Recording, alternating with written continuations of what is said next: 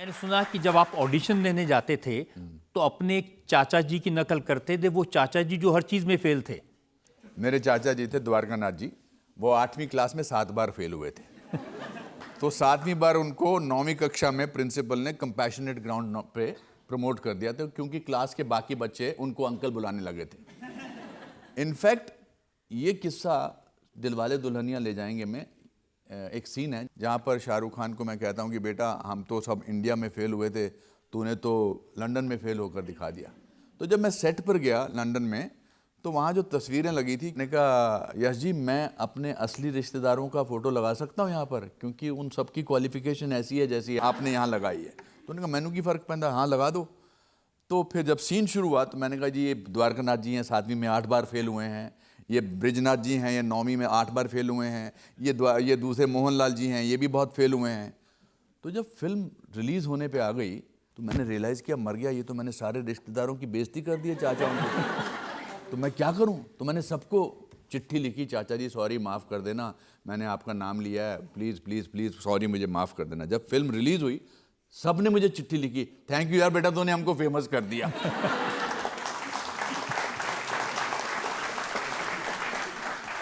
जब आप सफल बन गए, स्टार बन गए, तो आपके फादर आपकी फिल्में देखते थे, पसंद करते थे? मेरे फादर मेरे सबसे बड़े फ़ैन थे, सबसे बड़े फ़ैन थे। मेरे फादर मेरी बुरी से बुरी फिल्म देखकर ऐसे बैठते थे जैसे बोलते थे क्या बात है बेटा, क्या कमाल है। फ्लाइट में नहीं जाते थे, उनको फ्लाइट में जाना अच्छा नहीं लगता था, तो वो ट्रेन से जाते थे और ट्रेन में बोलते होंगे अपने कंपार्टमेंट में लोगों के कि अनुपम खेर मेरा बेटा है। तो बोले ट्रेन में क्यों जा रहे हो, एक साइकोलॉजिकल फीलिंग होती है लोगों की। तो मुझे रात को 2-2:30 बजे फ़ोन आता था पिताजी का, यार ये बिट्टू, मेरा घर का नाम बिट्टू है, यार ये बिट्टू ये मेरे साथ मल्होत्रा साहब बैठे हैं, ये यकीन ही नहीं कर रहे तू मेरा बेटा है, तू बात कर। बात करूं अभी? हाँ जी कौन बोल रहा है? मैंने कहा अनुपम खेर। हमें कैसे पता? डायलॉग सुनाओ। रात को 2:30 बजे मैं राणा विश्व प्रताप सिंह, डॉक्टर डैंक रेसवार, डॉक्टर डैंक को आज पहली बार किसी ने थप्पड़ मारा है, इस थप्पड़ की गूंज सुनी तूने, अब जब तक तुम जिंदा रहोगे इस गूंज की गूंज तुम्हें सुनाई देगी, ठीक है? हाँ जी अब पता लग गया कि आप अनुपम खेर ही हो। मेरे फादर पास एक संदूक था, उस संदूक में किसी को इजाजत नहीं थी कि वो संदूक देखें। वो एक टिन का संदूक होता था ना पुराने ज़माने में, तो वो मेरी माँ पूछती थी इसमें क्या कहते, नहीं इसको नहीं बताना। फिर जब उनकी मृत्यु हुई 10 फरवरी 2012 को, तो हमने डिसाइड किया कि अब इस संदूक का क्या करना है। तो मेरी माँ ने कहा नहीं मैं देखना चाहती हूँ कि इसमें रखते क्या थे। तो हमने वो संदूक खोला और उस संदूक में मेरी सारी प्रेस कटिंग्स, अखबारों की, मैगजीन्स की, मेरे कार्ड, मेरी छोटी ट्रॉफी के फ़ोटोग्राफ्स वो रखे हुए थे उसमें। और वो बुरे से बुरे रिव्यू को भी अंडरलाइन करते थे, अनुपम खेर, पर जहाँ नाम होता था उसको अंडरलाइन करते थे। तो ये था मेरे फादर की मोहब्बत मेरे लिए, मैं क्या बोलूँ।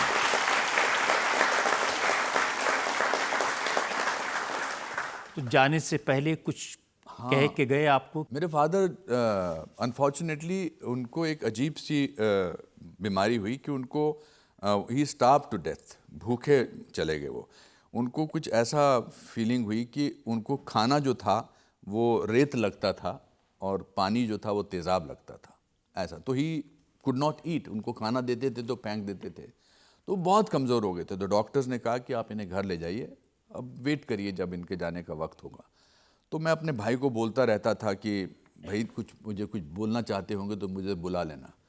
तो मैं डेविड धवन साहब के बेटे की शादी, रोहित की शादी पर गोवा पहुंचा, तो मेरे भाई का फ़ोन आया कि कुछ कहना चाहते हैं। तो मैं सीधा फ़्लाइट लेकर वापस आया, तो वो लेटे हुए थे, बहुत कमज़ोर थे, फ्रेल थे, और ऐसे छाती पर उनके एक पेपर था और पेपर पर एक पेन भी था साथ में। तो उन्होंने, बोल नहीं सकते थे, हिम्मत नहीं थी, और उन्होंने ऐसे पेपर पे कुछ लिखना शुरू किया और मुझे ऐसे बड़े ख़ास अंदाज में देख रहे थे और बहुत देर तक लिखते रहे, 10-15 मिनट तक लगा लिखते रहे। और फिर उन्होंने वो कागज़ बोला उठा लो, और अब मेरे को देख रहे हैं कि अब जो मैंने लिखा है इसका जवाब दे। तो जब मैंने वो कागज़ देखा तो उसमें शब्द नहीं थे, सिर्फ लाइनें थी, क्योंकि उनकी शक्ति नहीं थी कि वो शब्द को बना सकें। तो मुझे लगा मैं क्या जवाब दूंगा, ये तो कुछ पूछना चाहते हैं। तो मैंने एक बड़ा जनरल सा जवाब दिया। मैंने कहा हाँ हाँ पापा, बिल्कुल आप ठीक कह रहे हो, ऐसी क्या बात है, बिल्कुल हम। तो वो थोड़े निराश हुए।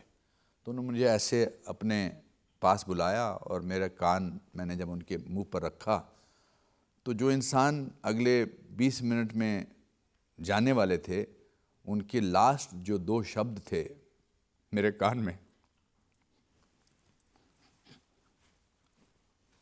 लिव लाइफ, लिव लाइफ, ये थे। जो इंसान in another 20 minutes is going to die, his last words to his son were, बेटा live life। इससे ज़्यादा मेरे को क्या कोई लेसन दे सकता था? और इससे ज़्यादा कोई बेटा क्या करके दिखा सकता है? क्या करके? इसलिए मैं हर क्षण, हर पल जी के दिखाता हूँ।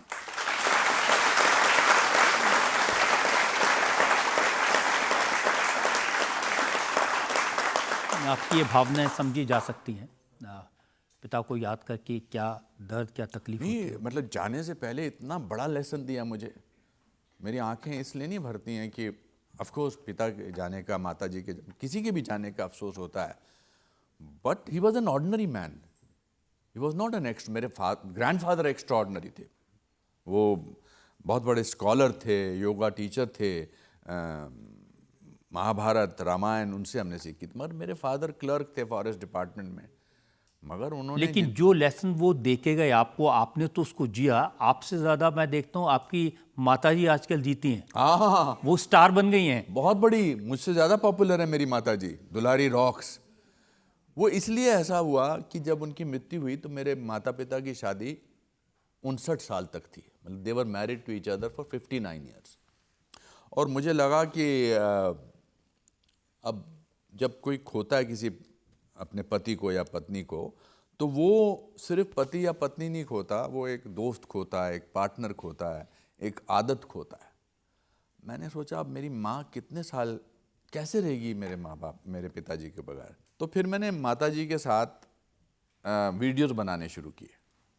ऐसे ही एक दिन बैठा था तो मैंने कहा चलो माता कुछ बोलो, तो उन्होंने मुझे कहा बकवास मत कर, एक थप्पड़ पड़ेगा।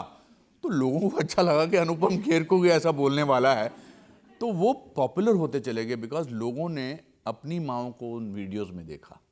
और अब वो मुझे बोलती हैं कि मैं सब्जी लेने जाती हूँ, मंदिर जाती हूँ, मास्क के पीछे से भी पहचान लगते हैं, मेरे साथ फोटो खिंचाने लगता है, तू क्या करता है, क्यों मेरी करता है, तस्वीरें ऐसे डालता है। बट उससे 1% या 2% लोगों को फ़र्क तो पड़ा है कि माँ बाप जो हैं वो घर के फर्नीचर का हिस्सा नहीं है। वो अब सब लोग अपनी मम्मियों की रील बना रहे हैं। जी, सब लोग, बिल्कुल सब लोग अपनी मम्मी की रील बना रहे हैं। तो मेरी अच्छी बात है अगर ऐसा है, क्योंकि और वो सारी बातें बता देते। आपकी मदर में देखा वो बताती हैं कि ये बचपन में चांदी का सिक्का निकल गया था तो फिर कैसे निकाला उसको। जी आप कहाँ से रिसर्च करते हैं ये सब चीज़ों में?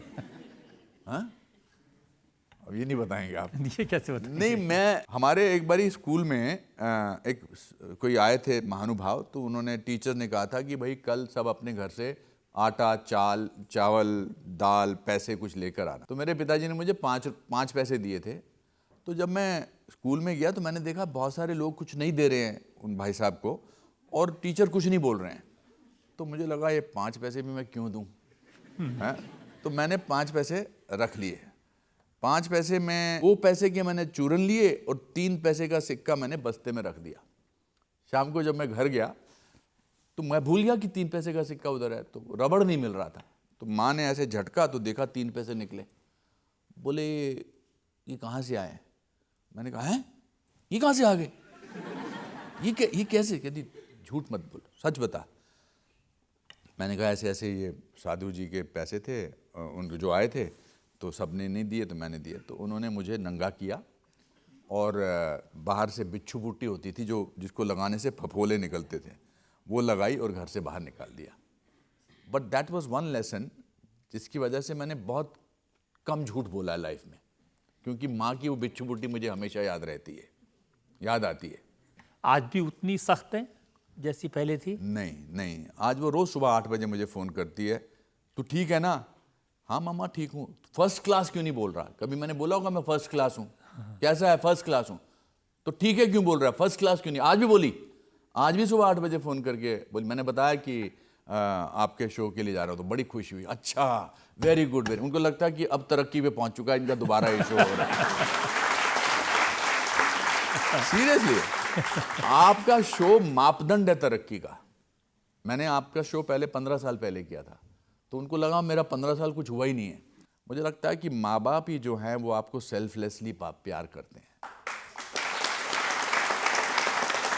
जैसे अपनी माँ के बारे में बताया, मेरा ये सौभाग्य है इस देश में जो माएँ हैं, दादियाँ, नानियाँ, दादा, नाना, जो उस जनरेशन के लोग हैं, उनसे मुझे बहुत प्यार मिला है। जी। और आपकी अदालत अगर इतना बड़ा शो बना तो उन लोगों की वजह से बना। बिल्कुल सही कह रहे हैं आप, बिल्कुल सही कह रहे हैं। Of course। जनता में से लोग सवाल ले सकते हैं। सर मेरा सवाल ये है कि आजकल आपके बॉडी बिल्डिंग के वीडियोस बहुत वायरल हो रहे हैं, तो क्या 70 साल की उम्र में भी बॉडी बनाई जा सकती है? उनको शक है कि ये बनाई जा रही है या सिर्फ वीडियो बन रहे हैं। नहीं नहीं, मैं अभी यहाँ पर कपड़े नहीं उतार सकता। मुझे लगता था कि मुझे हमेशा एक्टिंग के बारे में पूछेंगे, बालों के बारे में पूछेंगे, पुरानी तस्वीरों के बारे में पूछेंगे, पर मैं चाहता था कि कोई मेरी बॉडी के बारे में पूछना शुरू करे। सिर्फ बॉडी तो जो ऑब्वियस हैं, सलमान साहब हैं, अक्षय कुमार हैं, वो मेरे पीछे पड़े रहते थे कि यार आप करो, आप इतने अच्छे एक्टर हो, करो। तो मैं अभी डाइट भी ठीक तरह से करता हूँ एंड मैं वर्कआउट भी करता हूँ, योगा भी करता हूँ, ताकि आपकी अदालत में मुझसे ऐसा सवाल पूछा जाए।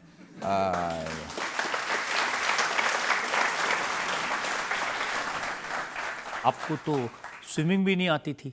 लास्ट ईयर मुझे एक ऐसी फिल्म मिली, विजय 69, जिसमें मैं ट्रायथलॉन लड़ रहा हूँ। ट्रायथलॉन का मतलब है कि आपको कुछ किलोमीटर तैरना होता है, कुछ साइकिल होती है और कुछ दौड़ना होता है। मुझे तैरना नहीं आता था, मुझे पानी में डर लगता था।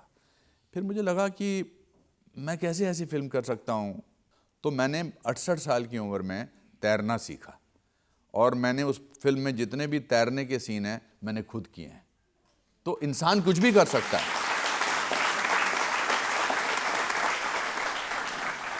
ओशो की बड़ी अच्छी एक कहावत है आचार्य रजनीश की, if you try you risk failure, if you don't you ensure it.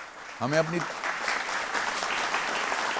देखिए, जो फिल्म इंडस्ट्री में आते हैं आजकल, मैं देखता हूँ उनको सब कुछ आना चाहिए। उनकी बॉडी भी अच्छी होनी चाहिए, उनको घुड़सवारी भी आनी चाहिए, उनको एक्टिंग भी आनी चाहिए जिसके लिए वो आए हैं।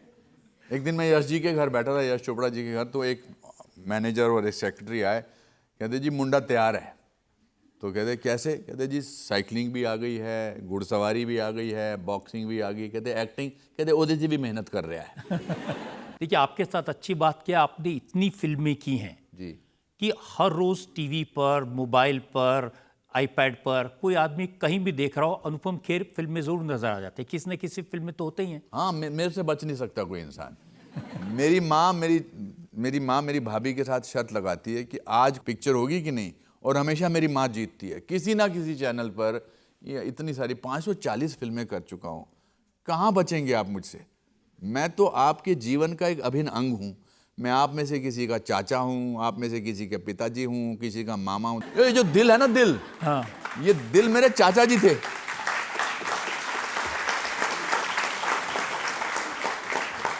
मेरे चाचा जी बड़े कंजूस थे, द्वारकानाथ जी, जो 8वीं में 7 बार फेल हुए थे। मेरे सारे कैरेक्टर्स मेरे रिश्तेदारों से मुझे मिले हैं। तो मेरे चाचा जी से जब पैसा मांगते थे तो ऐसा करते थे, नहीं नहीं ऐसी बात मत कर, ऐसे मत कर बेटा, मत कर बेटा, मत कर, ऐसा मत कर। तो उनकी तरह मैंने मूछें लगाई।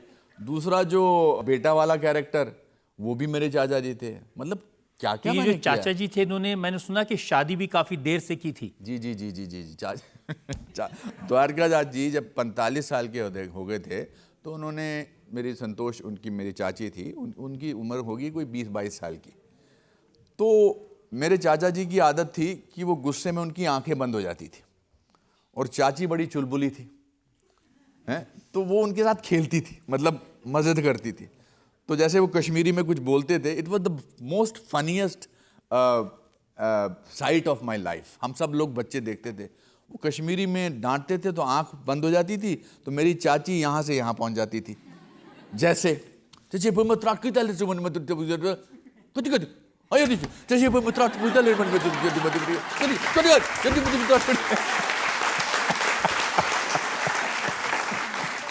तो मेरे सारे कॉमिकल कैरेक्टर्स जो है मेरे या तो स्कूल के टीचर थे या मेरे फैमिली मेंबर थे। हमारे एक टीचर थे रजत जी, जो कहते थे क्लास में आते ही, जिनको याद है वो बैठे रहो, जिनको याद नहीं है वो खड़े हो जाओ।